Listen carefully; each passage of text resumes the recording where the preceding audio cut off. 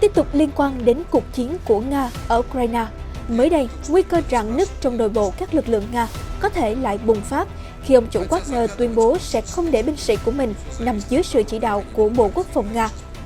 Về thảm họa vỡ đập Kakhovka, Tổng thống Ukraine Zelensky thông báo Tòa án hình sự quốc tế đã bắt đầu điều tra. Những thông tin liên quan đến chiến trường, Nga-Ukraine trao đổi gần 200 tù binh chiến tranh. Ông Zelensky nói, thật thú vị khi Tổng thống Putin bình luận về cuộc phản công của chúng tôi. Bloomberg chỉ ra nhiều rào cản khiến Mỹ chậm giao vũ khí cho Ukraine. Các vấn đề đáng chú ý khác trên toàn cầu, phần lớn cử tri Cộng hòa Mỹ vẫn tin tưởng vào ông Trump.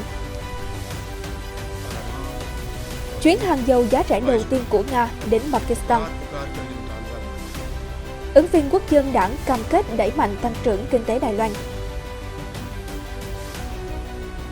Tỷ lệ kết hôn ở Trung Quốc đang giảm mạnh.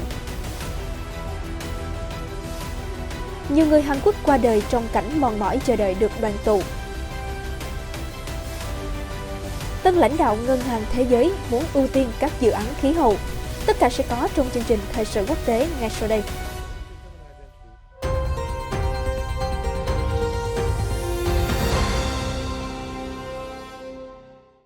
Chào mừng quý vị đang đến với chương trình Thời sự quốc tế hôm nay. Sau đây là những thông tin chi tiết. Ông chủ nhóm lính đánh thuê Wagner của Nga ngày 11 tháng 6 cho biết các binh sĩ của ông sẽ không ký bất kỳ hợp đồng nào với Bộ trưởng Quốc phòng Sergei Shoigu, đồng thời từ chối nỗ lực của Bộ Quốc phòng nhằm đưa lực lượng chiến đấu của Wagner vào dưới quyền kiểm soát. Ông Yevgeny Prigozhin, người sáng lập tập đoàn Wagner, đã nhiều lần công kích các quan chức quân sự hàng đầu của Nga vì điều mà ông cho là không tham gia cuộc chiến ở Ukraine một cách nghiêm túc. Cả Bộ trưởng Shoigu và Tổng tham mưu trưởng Valery Gerasimov đều không bình luận về những lời xúc phạm từ ông Prigozhin. Lực lượng Wagner vào tháng 5 đã kiểm soát thành phố Bakhmut sau trận chiến kéo dài nhiều tháng khiến hàng chục nghìn người thiệt mạng. Bộ Quốc phòng Nga hôm 10 tháng 6 nói rằng Bộ trưởng Shoigu đã ra lệnh cho tất cả đơn vị tình nguyện ký hợp đồng vào cuối tháng 6 như một bước đi giúp tăng hiệu quả hoạt động của quân đội Nga. Mặc dù không đề cập đến Wagner, nhưng các phương tiện truyền thông Nga đưa tin đó là một nỗ lực của ông Shoigu nhằm buộc những người lính đánh thuê phải phục tùng. Bộ Quốc phòng Nga không trả lời yêu cầu bình luận của báo chí. Ông Prigozhin và lính đánh thuê Wagner nổi tiếng vì sự có mặt tại châu Phi nhằm bảo vệ an ninh cũng như khai thác tài nguyên. Họ đã đạt được nhiều thành công ở châu Phi như đẩy lùi các lực lượng cực đoan. Tuy nhiên, Hoa Kỳ cho rằng Wagner là một nguyên nhân gây ra bất ổn tại lục địa đen. Ông chủ Wagner nói rằng Hoa Kỳ đã gây bất ổn cho rất nhiều quốc gia trên thế giới, nên Washington không có thẩm quyền đạo đức để phán xét bất kỳ ai. Ông cho biết Wagner hoàn toàn phục vụ lợi ích của Nga, nhưng cơ cấu chỉ huy hiệu quả của họ sẽ bị tổn hại nếu phải báo cáo với ông Shoigu. Ông Prigozhin nói tiếp, ông Shoigu không thể quản lý một cách hiệu quả các đội hình ra trận. Wagner đã phối hợp hành động ở Ukraine với tướng Sergei Surovikin, người được truyền thông Nga đặc biệt danh là tướng quân Armageddon. Bộ Quốc phòng Nga giải thích, vì lợi ích của việc tăng cường hiệu quả hoạt động các đội tình nguyện, tất cả đơn vị như vậy sẽ phải ký hợp đồng với Bộ Quốc phòng trước ngày 1 tháng 7. Bộ Quốc phòng không đề cập đến Wagner, nhưng thường gọi Wagner là lực lượng tấn công tình nguyện. Việc ký kết sẽ cung cấp cho các đội tình nguyện cơ sở pháp lý cần thiết, tạo ra cách tiếp cận thống nhất để họ hoàn thành nhiệm vụ. Thứ trưởng Quốc phòng Nikolai Benkov nói, những biện pháp này sẽ tăng cường khả năng chiến đấu và hiệu quả của lực lượng vũ trang và đơn vị tình nguyện. Ông Prigozhin nói thêm, Bộ Quốc phòng Nga có thể xem việc không tuân thủ mệnh lệnh như một lý do để tước nguồn cung vũ khí đến Wagner.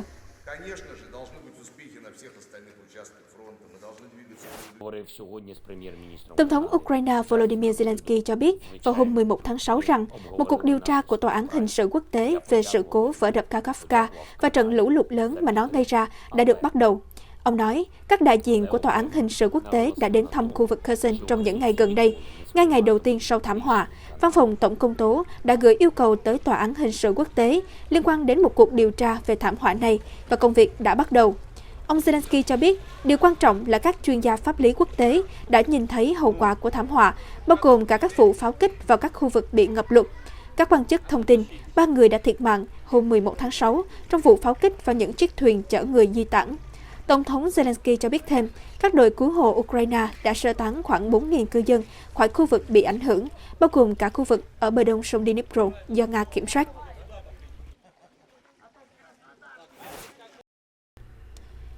Nga và Ukraine cùng thông báo vào ngày 11 tháng 6 rằng gần 100 binh sĩ của mỗi bên đã được gửi trở lại về quê nhà.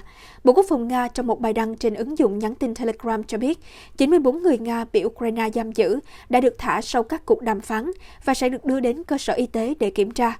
Ông Andriy Yermak, chánh văn phòng Tổng thống Ukraine thông báo 95 quân nhân Ukraine đã được trao trả, trong đó có một số người bị thương. Họ bao gồm các thành viên của lực lượng phòng thủ quốc gia lẫn lính biên phòng.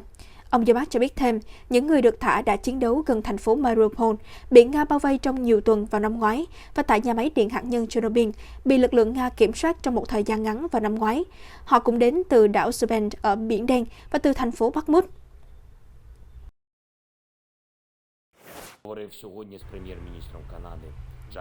Theo CNN, Tổng thống Ukraine Volodymyr Zelensky vừa đưa ra dấu hiệu rõ ràng nhất về cuộc phản công của Kiev. Ông cảm thấy thật thú vị khi Tổng thống Nga Vladimir Putin lên tiếng về cuộc phản công của chúng tôi. Ukraine muốn phản công Nga, đó là điều chắc chắn. Vấn đề là cuộc phản công bắt đầu lúc nào. Nhiều chuyên gia cho rằng nó đang diễn ra trong tuần này. Tổng thống Zelensky cũng đã lên tiếng. Phát biểu tại Kiev hôm 10 tháng 6, nhà lãnh đạo Ukraine được đề cập phản ứng với bình luận của người đồng cấp Nga Vladimir Putin. Hôm 9 tháng 6, ông Putin có thể khẳng định một cách tuyệt đối chắc chắn rằng cuộc phản công của Ukraine đã bắt đầu. Nhà lãnh đạo Nga nói thêm, nỗ lực phản công của Kiev không đạt được bất kỳ kết quả nào. Ông Zelensky bác bỏ bình luận của Tổng thống Putin về lực lượng vũ trang Ukraine đang gặp khó khăn. Theo ông Zelensky, đây chỉ là đòn tâm lý chiến của chủ nhân Điện Kremlin. Nhà lãnh đạo Ukraine phát biểu, thật thú vị khi Tổng thống Putin nói về cuộc phản công của chúng tôi. Điều quan trọng là Nga nên cảm nhận cuộc phản công và cảm thấy rằng họ không còn nhiều thời gian nữa. Mặt khác, trên chiến trường, Bộ Quốc phòng Nga thông báo về các đòn tấn công mới của Ukraine ở miền Đông và miền Nam. Theo đó, Nga cho biết lữ đoàn Vostok đã đẩy lùi 2 nỗ lực tiến công của các đơn vị xe tăng Ukraine ở thị trấn tiền phương Orivkiv thuộc tỉnh miền Nam Zaporizhia. Phía Moscow cho biết Ukraine sử dụng nhiều xe thiết giáp muốn xuyên phá phòng ngự của Nga nhưng thất bại. Tuy vậy, các blogger quân sự Nga nói rằng con đường ở phía nam Orivkiv hướng tới Tomak đang hứng chịu pháo kích cực mạnh của Ukraine. Song song đó, Bộ Quốc phòng Nga nói khu vực Velika, Novosivka thuộc Donetsk cũng chứng kiến 3 đợt tiến công của Ukraine, tất cả đều bị đẩy lùi. Theo CNN, các quan chức ở Kiev đã tiết lộ rất ít thông tin kể từ khi tăng cường hoạt động chiến đấu giữa Zaporizhia và Donetsk khoảng 6 đến 7 ngày trước. Ông Zelensky, khi đón tiếp Thủ tướng Canada Justin Trudeau ở Kiev vào ngày 10 tháng 6, cho biết Ukraine đang phản công phòng thủ. Tuy vậy, nhà lãnh đạo khẳng định sẽ không nói chi tiết rằng kế hoạch đang đi tới giai đoạn nào. Ukraine dành phần lớn thời gian mùa đông chiến đấu xung quanh Bakhmut, cũng như huấn luyện binh lính và chờ viện trợ quân sự phương Tây, bao gồm xe tăng và vũ khí tấn công tầm xa như tên lửa Storm Shadow. Khi mùa đông đã qua, trong vài tuần gần đây, Ukraine có những bước đi mới. Họ thực hiện cái gọi là hoạt động định hình chiến trận, bao gồm tấn công vào các mục tiêu ở xa phòng tuyến như kho nhiên liệu và doanh trại của binh sĩ. Gần đây hơn, Ukraine tiến hành các hoạt động thăm dò, kiểm tra điểm yếu cũng như tìm hiểu khả năng sẵn sàng chiến đấu của địch. Nga nói Ukraine đang và sẽ chuốc lấy kết cục thảm hại khi phản công.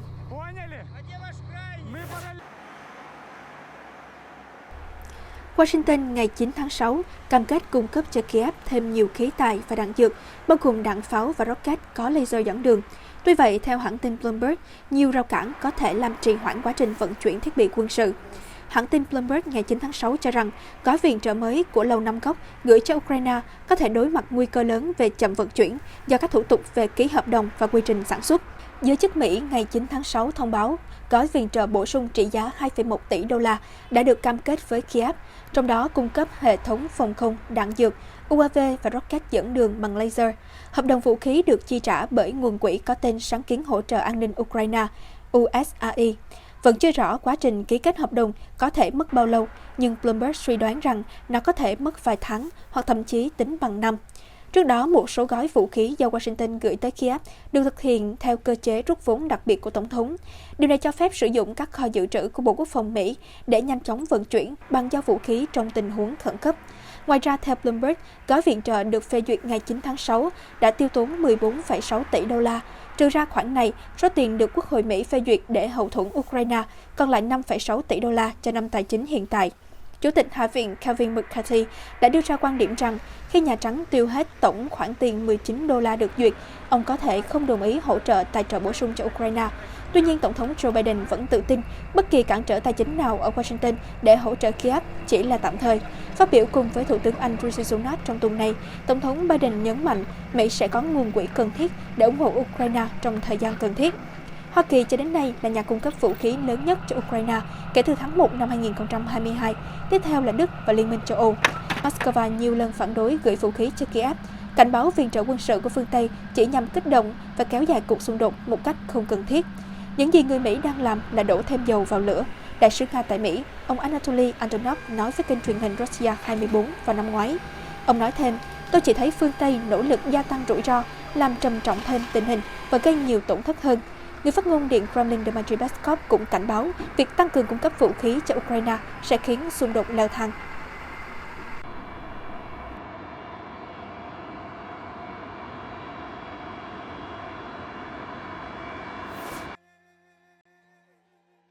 Theo một cuộc thăm dò mới nhất, 80% cử tri của đảng Cộng hòa cho rằng cựu Tổng thống Trump vẫn có thể quay lại Nhà Trắng, ngay cả khi ông bị kết án trong vụ lưu trữ tài liệu mật trái phép. Một cuộc thăm dò của CBS News YouGov được công bố vào ngày 11 tháng 6 cho thấy chỉ 20% cử tri đảng Cộng hòa nghĩ rằng ông Trump sẽ không thể tái đắc cử Tổng thống nếu bị kết án về vụ tài liệu mật. Ông Trump, người đang tranh cử vào Nhà Trắng năm 2024, sau khi thua Tổng thống Biden vào năm 2020, đã bị truy tố vào tuần trước với 37 tội danh như một phần của cuộc điều tra về việc xử lý tài liệu mà ông không trả lại sau khi kết thúc nhiệm kỳ tại Nhà Trắng. Chỉ 12% cử tri đảng Cộng hòa cho rằng họ lo ngại các tài liệu này là rủi ro an ninh quốc gia, so với 76% cho biết họ lo ngại bản cáo trạng chống lại ông Trump có động cơ chính trị. 12% khác cho biết họ lo lắng về cả hai. 61% cũng nghĩ rằng bản cáo trạng sẽ không thay đổi quan điểm của họ về cựu Tổng thống Trump. 7% cho biết bản cáo trạng có thể thay đổi quan điểm của họ theo hướng tồi tệ hơn và 14% nói theo hướng tốt hơn. Gần 2/3 cử tri đảng Cộng hòa cũng cho biết họ không muốn ông Trump nói về các cuộc điều tra khi ông vận động tranh cử vào năm 2024, trong khi 39% muốn ông làm như vậy. Ông Trump đã dẫn đầu trong danh sách các ứng viên Cộng hòa với 61% ủng hộ. Vị trí thứ hai là thống đốc Florida Ron DeSantis với 23%. Ông Trump là cựu Tổng thống Hoa Kỳ đầu tiên phải đối mặt với cáo buộc hình sự liên bang. Đầu năm nay, ông Trump cũng trở thành cựu Tổng thống đầu tiên đối mặt với cáo buộc hình sự khi bị truy tố 34 tội như làm sai lệch hồ sơ kinh doanh trong một cuộc điều tra của luật sư quận Manhattan. Được tiến hành từ ngày 7 đến ngày 10 tháng 6, cuộc thăm dò đã khảo sát 2.480 người Mỹ trưởng thành.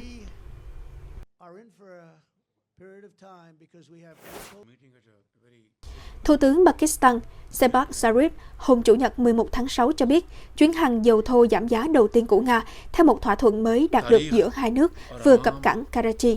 Ông nói, tôi vui mừng thông báo rằng chuyến hàng dầu thô giảm giá đầu tiên của Nga đã đến Karachi và sẽ bắt đầu bốc dỡ dầu vào ngày mai. Đây là chuyến hàng dầu giá rẻ đầu tiên của Nga đến Pakistan và là sự khởi đầu của mối quan hệ mới giữa Pakistan và Liên bang Nga. Một quan chức cảng Karachi cho biết vào tối Chủ nhật 11 tháng 6 rằng dầu đang trong quá trình dỡ xuống. Báo chí lần đầu tiên biết về thỏa thuận này vào tháng 4. Dầu thô giảm giá được xem như phao cứu sinh cho Pakistan trong thời điểm hiện nay, khi đối mặt với cuộc khủng hoảng kinh tế nghiêm trọng và có nguy cơ vỡ nợ như Sri Lanka. Việc mua hàng của Pakistan mang lại cho Nga một đối tác mới, bổ sung vào doanh số bán hàng ngày càng tăng của Moscow sang Ấn Độ và Trung Quốc khi chuyển hướng bán dầu từ thị trường phương Tây sang châu Á. Nhập khẩu xăng dầu chiếm phần lớn các khoản thanh toán ngoại thương của Pakistan thời gian qua. Nhập khẩu dầu thô của quốc gia này dự kiến sẽ đạt 100.000 thùng trên một ngày sau khi chuyến hàng đầu tiên cập cảng. Chưa có xác nhận về cách thanh toán sẽ được thực hiện giữa đôi bên, nhưng Pakistan gần đây công bố kế hoạch cho phép trao đổi hàng hóa với Nga, Afghanistan và Iran. Theo các nhà phân tích, điều này có thể làm giảm nhu cầu về đô la Mỹ và nguy cơ buôn lậu các sản phẩm năng lượng xuyên biên giới.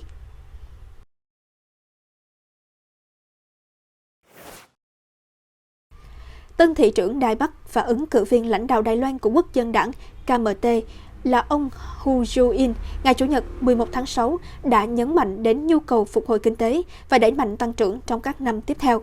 Phát biểu tại một sự kiện ở quận Yonglin của thành phố Đài Bắc, ông Hu cho biết Đài Loan phải thúc đẩy phát triển kinh tế của chính mình cũng như các đối tác trên thế giới để mở rộng sự hiện diện, giành được sự tự tin và tạo dựng con đường đi lên. Ông Hu cũng nhấn mạnh sự cần thiết phải duy trì mối quan hệ ổn định với Trung Quốc đại lục, đối tác láng giềng thân thiết nhất. Ông Hu giải thích, không có an ninh quốc gia thì không thể phát triển kinh tế. Ông chỉ trích Đảng Dân Chủ Tiến bộ DPP có lập trường quá cứng rắn với Trung Quốc, khiến người dân hoàng đảo lo sợ về viễn cảnh xung đột. Khi được hỏi, người dân nhiều vùng tiếp giáp bán nông sản cho Trung Quốc hoặc hợp tác xuyên eo biển để chống tội phạm nhưng chưa được Đài Loan cho phép thì có bị xem là không trung thành hay không? Ông Hu trả lời, đảm bảo an ninh quốc gia là điều quan trọng nhất, cần phải nhắc nhở mọi người rằng họ là người Đài Loan nên phải quan tâm đến sự thịnh vượng của quê hương. Ngoài ra, vị thị trưởng Đài Bắc cũng nói rằng Đảng Dân Chủ Tiến bộ đang điều hành nền kinh tế có vấn đề, lạm phát cao và bất bình đẳng gia tăng. Ông kêu gọi người dân bỏ phiếu cho Quốc dân đảng để đưa hòn đảo sang một chương phát triển mới. Cuộc bầu cử lãnh đạo năm 2024 dự kiến diễn ra vào ngày 13 tháng 1. Ông Hu đang tranh đua với ứng cử viên Lai Ching-te của Đảng Dân Chủ Tiến bộ và ứng cử viên Khâu Quang-je của Đảng Dân Chủ Đài Loan TPP. Hoa Kỳ đã đảm bảo với Đài Loan rằng họ không chọn phe trong cuộc bầu cử sắp tới, sẽ duy trì mối quan hệ tốt đẹp với hòn đảo bất kể ứng cử viên nào giành chiến thắng. Số lượng đám cưới ở Trung Quốc năm 2022 đã giảm xuống mức thấp nhất kể từ khi bắt đầu thống kê. Hãng tin Zhikai đưa tin vào Chủ nhật ngày 11 tháng 6, nói xu hướng này đã giảm đều đặn trong thập kỷ qua, nhất là về vấn đề hôn nhân bị ảnh hưởng bởi các đợt phong tỏa nghiêm ngặt do Covid-19. Cụ thể, chỉ có 6,83 triệu cặp vợ chồng đăng ký kết hôn vào năm ngoái, giảm khoảng 800.000 so với năm 2021. Sự sụt giảm các cặp đôi kết hôn diễn ra sau những hạn chế về đại dịch khiến hàng chục triệu người bị nhốt trong nhà hoặc khu nhà của họ trong nhiều tuần. Năm 2022, dân số Trung Quốc lần đầu tiên giảm sau 6 thập kỷ. Mức giảm này được cho là sẽ đánh dấu sự khởi đầu của một giai đoạn dài sụt giảm, sẽ gây ra những hệ lụy tiêu cực với kinh tế Trung Quốc và thế giới. Tỷ lệ sinh của Trung Quốc đã giảm vào năm ngoái, xuống còn 6,33 ca sinh trên 1.000 người, mức thấp nhất được ghi nhận từ mức 7,52 vào năm 2021. Các nhà nhân khẩu học cảnh báo, người Trung Quốc sẽ già đi trước khi giàu, khi lực lượng lao động bị thu hẹp lại và chính quyền địa phương phải chi tiêu nhiều hơn cho an sinh xã hội. Để khuyến khích hôn nhân và tỷ lệ sinh, tháng trước, chính phủ Trung Quốc cho biết sẽ khởi động các dự án thí điểm tại hơn 20 thành phố nhằm tạo ra văn hóa hôn nhân thông qua nhiều ưu đãi hơn như hỗ trợ mua nhà hoặc chăm sóc sức khỏe người mẹ lúc mang thai. Một số tỉnh cũng đang cho các cặp vợ chồng trẻ mới cưới được gia hạn thời gian nghỉ làm có lương. Hơn 16.000 người Hàn Quốc nộp đơn xin đoàn tụ với gia đình ly tán của họ ở Triều Tiên đã qua đời trong sự khắc khoải chưa hoàn thành giấc mơ tính từ tháng 8 năm 2018 tới nay. Số lượng người Hàn Quốc nộp đơn xin đoàn tụ đã qua đời dao động từ 3.300 đến 3.700 kể từ năm 2018, theo dữ liệu do Bộ Thống nhất Hàn Quốc cung cấp. Sự kiện đoàn tụ gần đây nhất do hai nước tổ chức dành cho các gia đình bị ly tán trong chiến tranh 1950-1953 diễn ra vào tháng 8 năm 2018 tại khu nghỉ dưỡng núi Kumgang ở Triều Tiên sau các cuộc đàm phán của Hội chữ thập đỏ liên triều. Nhưng từ năm 2019 đến nay, có thêm 15.313 người xin đoàn tụ đã qua đời. Chỉ trong vòng 5 tháng đầu năm nay, đã có thêm 1.483 người cao tuổi qua đời. Tính đến cuối tháng 5 năm 2023, trong tổng số 41.146 người xin đoàn tụ còn sống, khoảng 31,1% là từ 90 tuổi trở lên, khoảng 67% từ 80 tuổi trở lên. Các cuộc đoàn tụ gia đình ly tán bắt đầu vào tháng 8 năm 2000 là kết quả của tuyên bố chung ngày 15 tháng 6 sau hội nghị thượng đỉnh liên triều đầu tiên. Kể từ đó, tổng cộng 21 cuộc đoàn tụ trực tiếp và 7 cuộc đoàn tụ trực tuyến đã được tổ chức cho đến tháng 8 năm 2018. Các cuộc gặp đoàn tụ đã bị đình trệ gần 5 năm mà không có dấu hiệu nối lại do quan hệ liên triều căng thẳng sau thất bại của hội nghị thượng đỉnh Hà Nội giữa cựu Tổng thống Mỹ Donald Trump và nhà lãnh đạo Triều Tiên Kim Jong-un vào tháng 2 năm 2019. Một nghị sĩ Quốc hội Hàn Quốc nói, thật đáng tiếc là không có tiến triển nào trong việc tổ chức các cuộc đoàn tụ trong 5 năm qua, mặc dù hai miền Triều Tiên đã kỷ niệm 23 năm tuyên bố chung liên triều ngày 15 tháng 6, trong đó bao gồm một thỏa thuận quan trọng về đoàn tụ các gia đình ly tán. Cả Hàn Quốc và Triều Tiên nên nhanh chóng ưu tiên các sự kiện đoàn tụ này dựa trên những cân nhắc nhân đạo, chứ không phụ thuộc vào tình hình chính trị. Triều Tiên đã không phản hồi đề xuất của Bộ trưởng Thống nhất Hàn Quốc Kwon Jong-se vào tháng 9 năm ngoái về việc tổ chức đàm phán liên triều để đoàn tụ các gia đình ly tán. Liên lạc thường xuyên giữa hai miền Triều Tiên đã bị đình chỉ kể từ khi Triều Tiên đơn phương cắt đứt mọi kênh thông tin liên triều vào ngày 7 tháng 4 mà không có giải thích rõ ràng. Chủ tịch mới của Ngân hàng Thế giới là ông Ajay Banga vừa cho biết tổ chức này phải chấp nhận rủi ro để khuyến khích các doanh nghiệp tư nhân tham gia nhiều hơn vào việc giúp các nước đang phát triển đối phó với biến đổi khí hậu và đẩy mạnh chuyển đổi năng lượng từ nhiên liệu hóa thạch sang năng lượng tái tạo. Ông Banga nói với CNN, những nỗ lực hiện đang được tiến hành nhằm mở rộng khả năng cho vay của Ngân hàng Thế giới và cải tiến mô hình kinh doanh có khả năng giải phóng hàng chục tỷ đô la Mỹ để đầu tư vào những dự án năng lượng tái tạo. Ông Banga, cựu giám đốc điều hành Mastercard, đã nhậm chức vào ngày 2 tháng 6, cho biết vốn của khu vực tư nhân rất quan trọng. Ngân hàng Thế giới và các ngân hàng phát triển đa phương khác sẽ không bao giờ đủ để giúp các nước nghèo thích ứng và giảm thiểu tác động của biến đổi khí hậu nếu cứ trông chờ vào các nguồn vốn công. Ông Banga nói tiếp, con đường duy nhất tiến lên phía trước là tìm cách khiến khu vực tư nhân tin rằng đây là một phần trong tương lai của họ.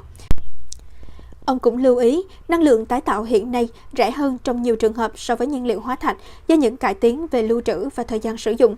Ví dụ, điện giá cả phải chăng là điểm khởi đầu quan trọng cho sự phát triển kinh tế xã hội ở những nền kinh tế mới nổi, nhưng cần có giải pháp để tránh mô hình tăng trưởng sinh ra nhiều khí thải. Giám đốc điều hành cúp Ấn Độ được Hoa Kỳ đề cử cho công việc này chính là nhờ công việc trước đây của ông trong khu vực tư nhân và ông cam kết ưu tiên cấp vốn cho các dự án chống biến đổi khí hậu. Chương trình thời sự quốc tế của chúng tôi đến đây là kết thúc. Chân thành cảm ơn quý vị đã quan tâm theo dõi. Xin chào và hẹn gặp lại trong các chương trình kỳ sau.